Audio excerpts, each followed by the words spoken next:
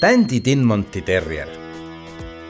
Seda koerakest nimetatakse küll tändiks, aga tegelikult pole sel tema loomusega mingit pistmist.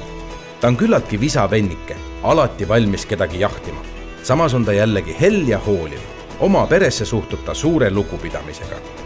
Ta on lojaalne kaaslane, kes saab võrratult hakkama nii vanemate laste kui ka eakamate inimestega.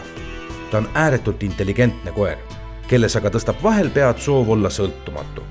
See omakorda paneb teda mõnevõrra eemale hoidma võõrastest koertest ja inimestest. Küttimine on tal veres, nii et igapäevased jalutuskäigud on ülimalt olulised.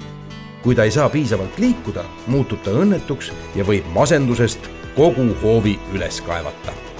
Tema karv on kaunikesti karv, et mitte traatjas. Seda tuleb kammida paar korda nädalas. Lisaks tuleb tema kasukat regulaarselt pügada ning iga paari kuu tagant ka kitkuda.